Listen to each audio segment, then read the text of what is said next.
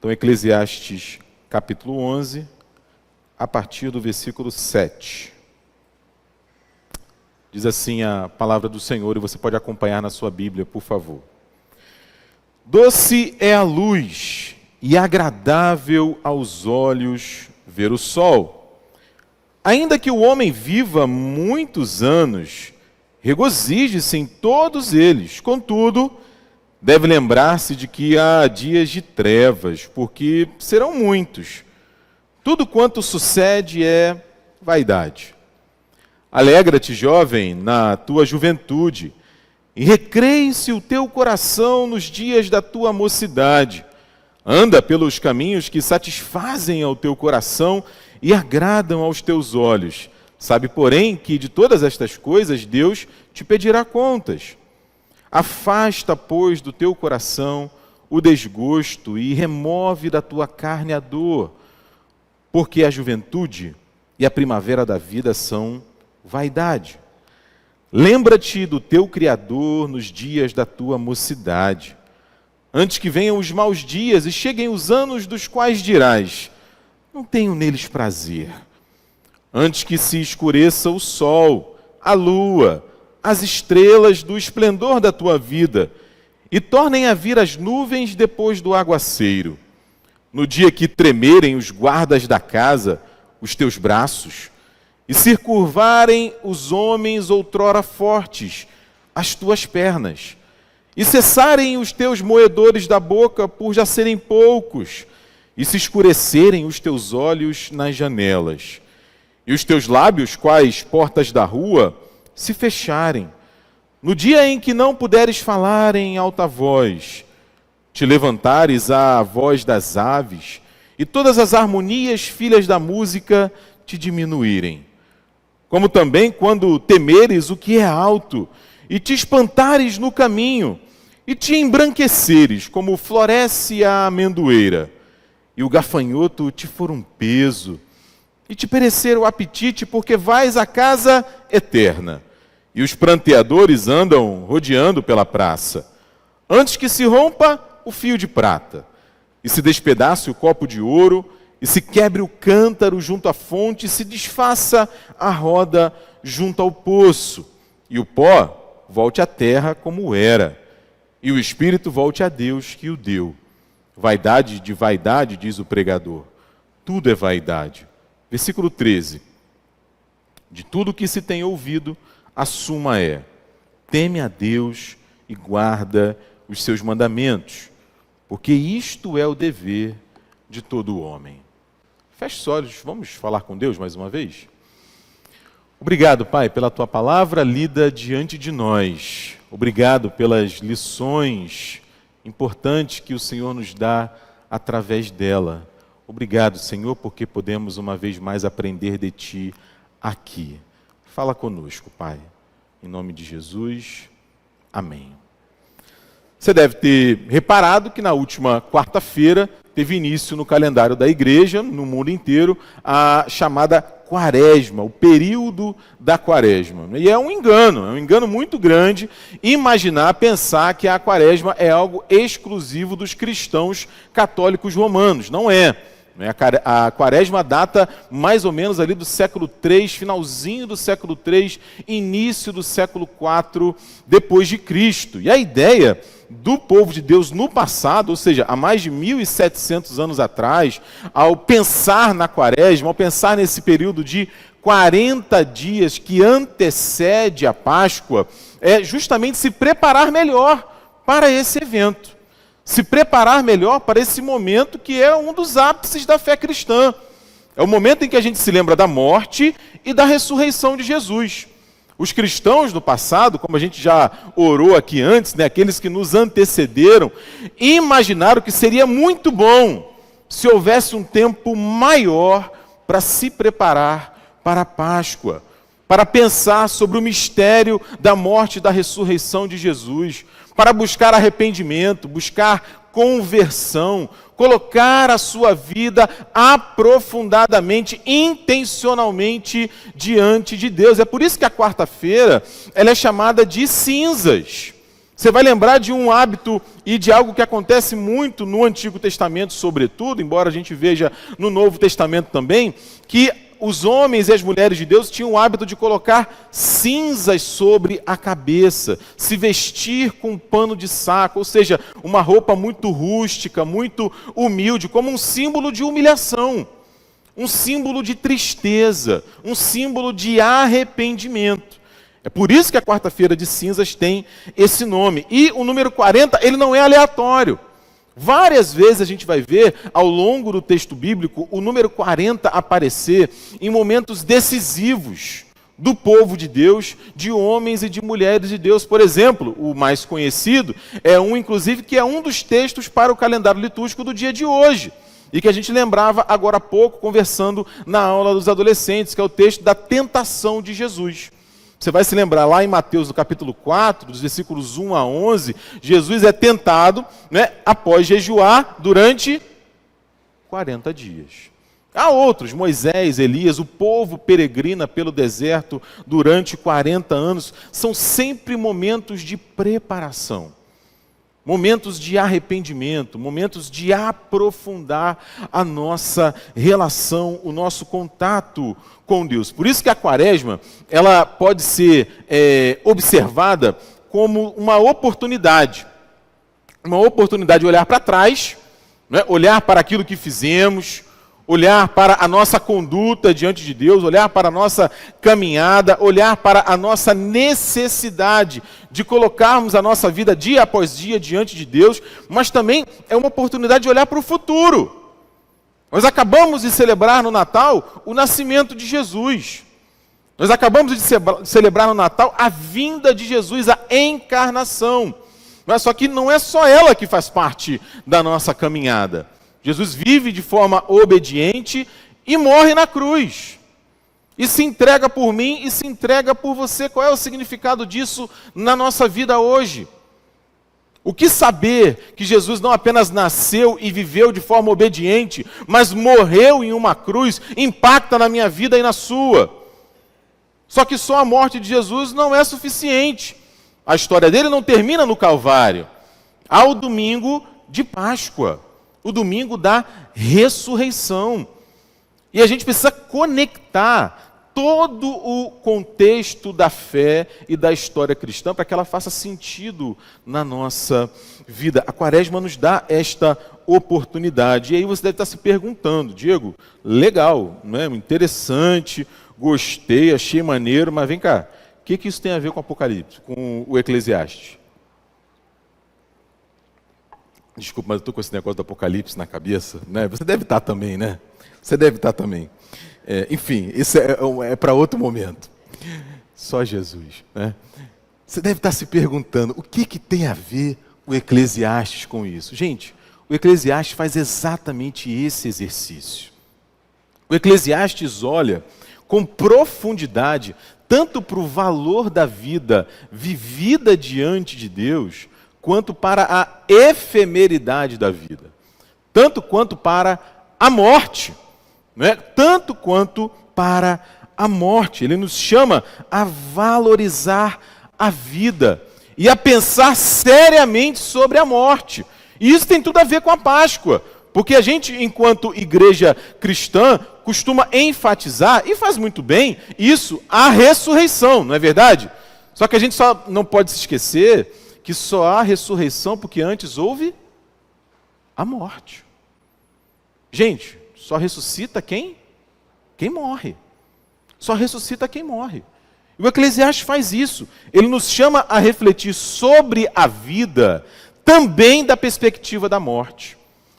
Nós precisamos nos lembrar que nós temos vida e vida abundante, porque a vida de Jesus foi entregue em nosso favor. No texto que a gente gosta muito de repetir, que é o texto de Isaías, ele foi traspassado pelas nossas iniquidades. O castigo que nos traz a paz estava sobre ele. A Deus agradou moê-lo para que eu e você pudéssemos hoje dizer que temos vida e vida abundante. Veja, uma realidade, a realidade da morte, não pode ser desconectada da realidade da vida. Aliás, a morte e a ressurreição de Jesus, finalmente, aconteceu exatamente para que resolvamos isso. Para que a morte deixe de existir. Porque a morte entra na nossa história por conta da queda, por conta do pecado. Então, como a gente sempre procura fazer aqui, vamos entender um pouco aqui o contexto do livro do Eclesiastes, entender o contexto do nosso texto e aí recolher algumas lições. Por isso eu peço que você mantenha a sua Bíblia aberta aí, que a gente vai dar uma olhada nesse livro, né? Você sabe que a tradição da igreja diz que o Eclesiastes foi escrito pelo Salomão, filho do rei Davi. E ele se identifica no texto como o pregador, aquele que fala diante de uma assembleia. Assembleia em grego é eclesia. É daí que vem Eclesiastes, daquele que fala diante da assembleia. E o tema central do livro, a gente até passou por ele aqui em 2 versículos, é a questão da vaidade. Vaidade de vaidade, diz o pregador, tudo é vaidade. Vaidade aqui, gente, é aquilo que é efêmero. É aquilo que passa. Sabe, você está fervendo a água para o café e aí você vê o vapor subindo? Aquilo ali é vaidade. Essa é a ideia do autor bíblico. É aquele vapor. Você está vendo o vapor e de repente ele desaparece. E ele vai falar sobre isso em vários aspectos da nossa vida. Porque se você voltar lá no início do livro, no capítulo 2, no versículo 2, ele vai dizer assim, eu resolvi ver o que melhor seria que fizessem os filhos dos homens debaixo do céu. Debaixo do céu é nessa vida, durante os poucos dias da sua vida. E aí ele vai falar sobre vários temas, vai falar sobre dinheiro, sobre amor, sobre casamento, sobre alegria, prazer, estudo, acúmulo. Vai falar de muitos temas sobre essa vida do ser humano. E aí a gente chega no nosso texto. A gente chega no nosso texto, no finalzinho do livro do Eclesiastes, que ele faz uma espécie de balanço, vamos dizer assim. Ele pensa naquilo que ele já escreveu, naquilo que ele já conversou de forma mais pormenorizada, de forma mais detalhada, e aí ele faz uma coisa em primeiro lugar. Por isso começamos pelo versículo 7. Ele reconhece que a vida é um dom. Essa é a primeira lição do nosso texto aqui. Ele reconhece que é uma dádiva viver. Como assim, Diego? Olha aí o versículo 7. Doce é a luz e agradável aos olhos ver o sol. A ideia que o Antigo Testamento traz para a gente é que o bem, o bom da vida, aquilo que vale a pena, é retratado pela luz. Essa é a ideia. Ao longo do Antigo Testamento, várias vezes a gente vai ver luz retratando bênção, retratando alegria, retratando coisas boas. São muitos os textos. Não é? E o contrário é a escuridão. O contrário é a escuridão. Há um texto muito impactante falando sobre isso, que é o texto de Jó, que a gente sabe que é uma história difícil, não é? A história do Jó. No capítulo 10, no versículo 22, ele fala o seguinte, a morte, ele está falando da morte, é terra de negridão, de profunda escuridade, terra de sombra da morte e do caos, onde a própria luz é tenebrosa. Olha isso, a figura que ele utiliza, a própria luz é tenebrosa. Então a ideia é essa, né? Que luz tem a ver com alegria, tem a ver com felicidade, e escuridão tem a ver com tristeza, tem a ver com morte. E ele vai continuar falando do sol, né? Ele vai continuar falando do sol, lembrando que essa vida que é iluminada, que é boa, que é uma dádiva, embora tenha as suas lutas, como a gente vai falar daqui a pouco, é algo que a gente precisa desfrutar. É algo que a gente precisa ter olhos para enxergar. De fato, há muita coisa boa no mundo para a gente ver. Eu me lembro, há alguns anos atrás, desse púlpito aqui, o reverendo Miguel falou com a gente, não é, que ele gostaria muito que tivesse futebol no céu. né? Futebol no céu. Aí eu falei com ele, eu concordo, né? Porque futebol é uma coisa maravilhosa. Ah, Diego, mas tem a violência, tem mais. É outra coisa, não tem a ver com esporte. Né? O esporte é maravilhoso e eu, particularmente, gosto muito de futebol, embora seja um tremendo perna de pau. Mas é outra história. Eu gosto, né? Dá licença para eu gostar? Né? Dá licença? Conheço um monte de gente que gosta muito e que também é a maior perna de pau. Né? Então, assim, eu espero que tenha. Né? Uma outra irmã me perguntou uma vez se vai ter mar no céu. Você gosta de mar? Eu gosto muito de mar. Né? Espero que tenha mar no céu, não é? Na nova terra, na nova Jerusalém. Por quê? Porque se o mundo é marcado pelo pecado e pelo mal, é bem verdade também que ele é marcado por muitas coisas boas, coisas excelentes que nós temos a dádiva de desfrutar. Ontem à noite, eu e Bianca estávamos vendo um programa daqueles de viagem, que o pessoal mata a gente do coração, né? Vai para cá, vai para lá e vê uma paisagem e tal. Aí a moça estava em, como é que é? Aix-en-Provence. Desculpa aí os falantes de francês, pelo meu francês espetacular. Aí ela foi na casa do Cézanne, ela foi lá na fábrica da L'Occitane en Provence. Gente, que coisa maravilhosa. Aí você vê os campos de lavanda, né? Campos de lavanda e tal. Então, assim, tem muita coisa boa no mundo para a gente ver. E, Diego, como é que você pode dizer isso? Porque ele fala no versículo 7, né, que essa vida ela é doce e agradável. E é interessante, eu estava estudando o texto, essa doçura que ele se refere tem a ver com o mel, com a doçura do mel. A ideia que o autor bíblico estava em mente era da doçura do mel. Aí eu fui direto para o ursinho Puff. Né? Na minha época era o ursinho Puff, tá? Agora é Pô. Não sei por que mudaram, acho que no original era Pô. Enfim, né? Você já viu o ursinho Puff agarrado no pote de mel? Né? Cara, eu sou diabético, então é até heresia, é pecado para mim ver aquilo. Mas é maravilhoso. Por quê? Porque a vida é feita para isso. A vida é feita para a gente se lambuzar, aproveitar, porque ela é uma dádiva de Deus, é um presente do Senhor. É por isso que ele vai dizer no versículo 8, olha, regozije-se nos seus anos. No versículo 9 ele vai dizer, alegre-se, recreie o seu coração, anda nos caminhos que satisfazem o seu coração e que agradam os olhos.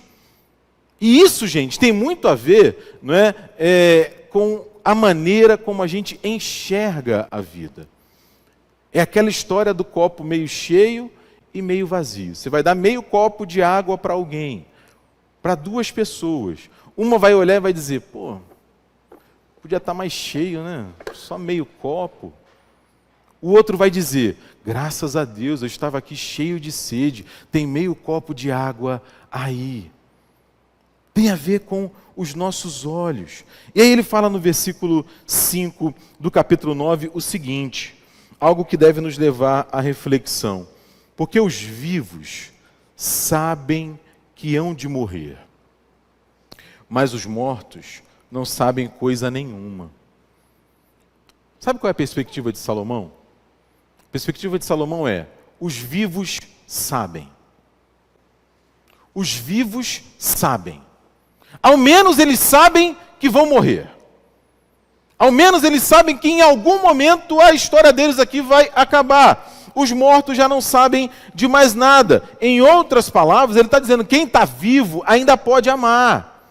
Ainda pode odiar, sentir inveja, ainda tem a chance de suportar e de viver as dificuldades, de desfrutar de alegria, de desfrutar de prazer. Porque, como diz o clichê, e por ser clichê acaba sendo uma grande verdade nesse caso, se há vida, há esperança.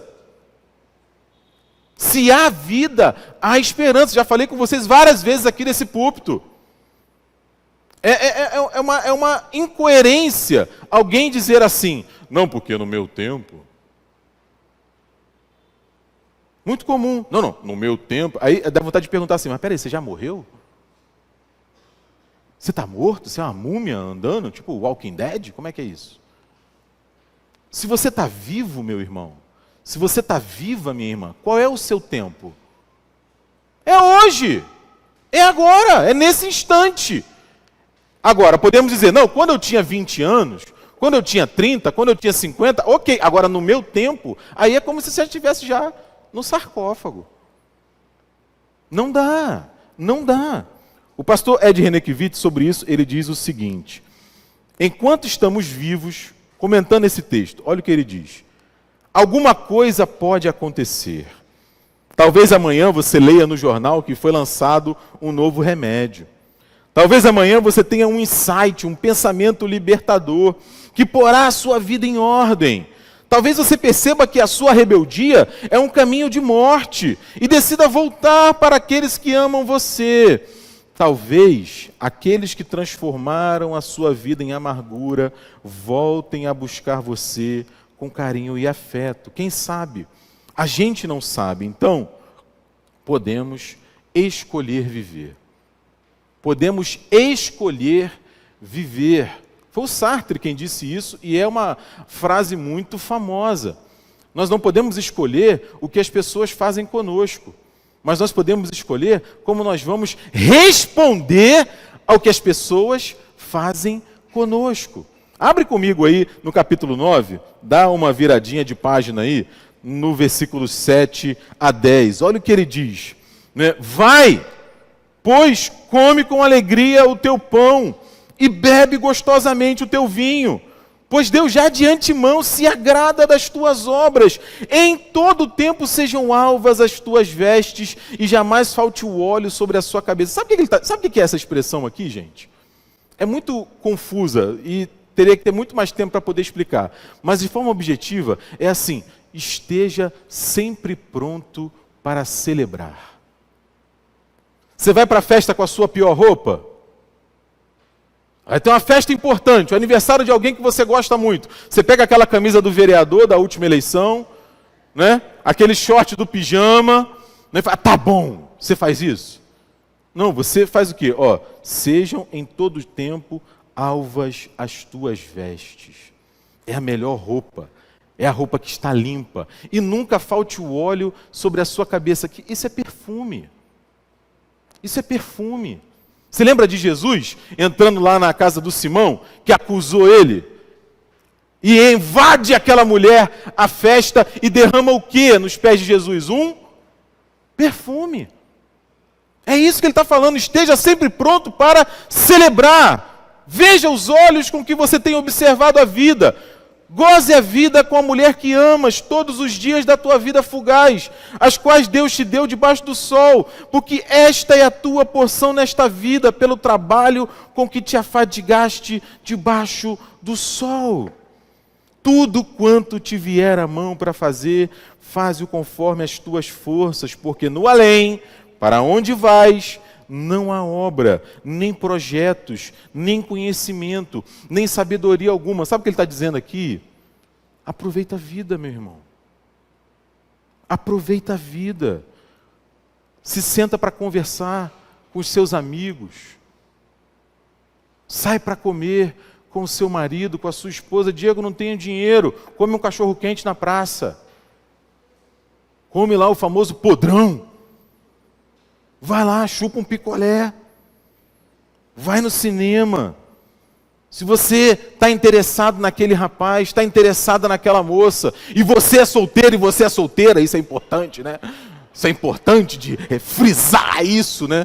Se você está interessado nele, interessada nela, né? Interessado nela, e vocês são solteiros, vai até ele e diz. Vai até ela e fala. Chama para tomar aquele sorvete, chama para chupar aquele picolé. O máximo que ele vai dizer, que ela vai dizer o quê? Não, acabou. Aí você vai ficar triste por um tempo, vai ficar, mas era o amor da minha vida e tal, faz parte. Né? Conforme você for envelhecendo, você vai ver que isso faz parte. Né? Até chegar naquela que você vai dividir a vida, se essa for a sua vontade. Diz que ama, meu irmão. Essa semana o pastor Jeremias Pereira escreveu no Instagram dele. Achei muito legal. O que o pessoal acha do hábito dos pastores estarem à porta cumprimentando as ovelhas? Ele estava pedindo a opinião do pessoal. E aí ele falou um negócio muito interessante. Ele falou, tem gente na minha igreja, ele está falando da 8ª Igreja Presbiteriana de Belo Horizonte. que é uma igreja que tem mais ou menos 7, 8 mil membros.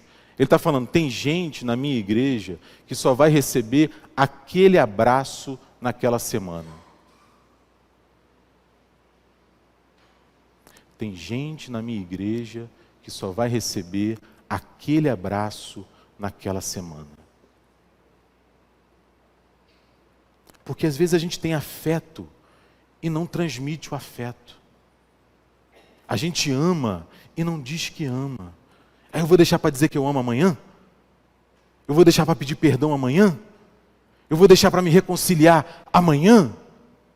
A gente vai caminhar para o final falando sobre isso. Enquanto eu estou aqui, eu abraço, eu trabalho, eu amo, eu brinco, eu desfruto a vida porque ela é doce. Ela é um presente de Deus. Aí ele nos faz uma advertência, não é? Que está no versículo 8.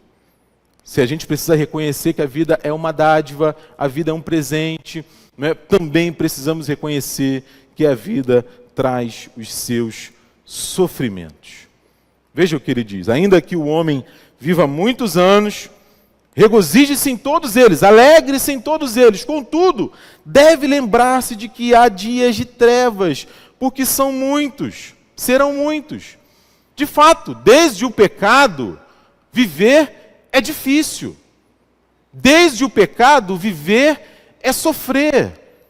Por isso que não faz sentido também a gente dizer, não, porque no meu tempo era mais tranquilo. Irmão, no Éden, a taxa de homicídio, de assassinato era 25%. Tá bom? Não sei quanto que é no Brasil hoje. No Éden era 25%. Tá? Adão, Eva, Caim e Abel. 100%.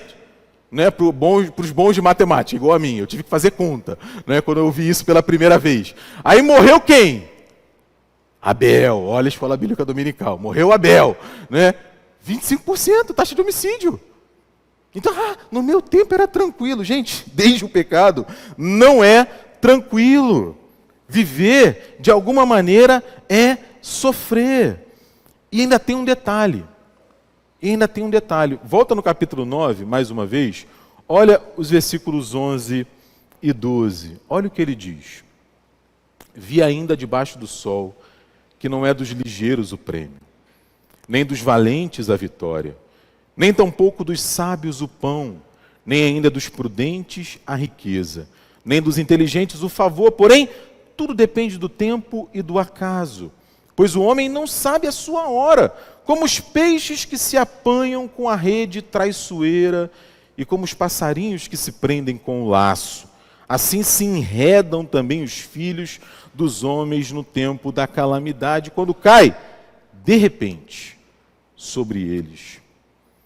Veja, o que ele está falando aqui de tempo e de acaso é o imponderável.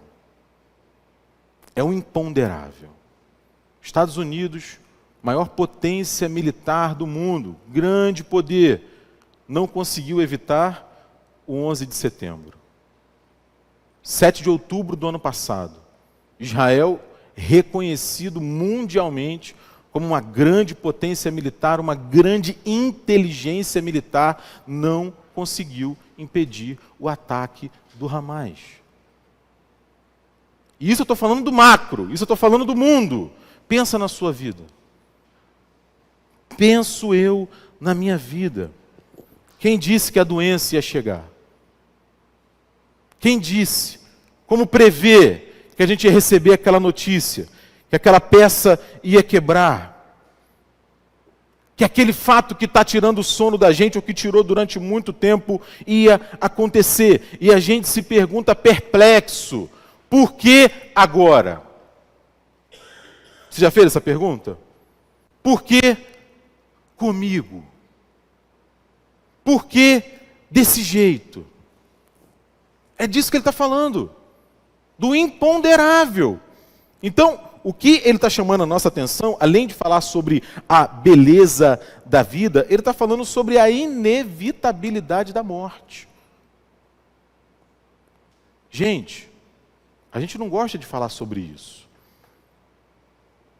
Mas a gente precisa falar sobre isso.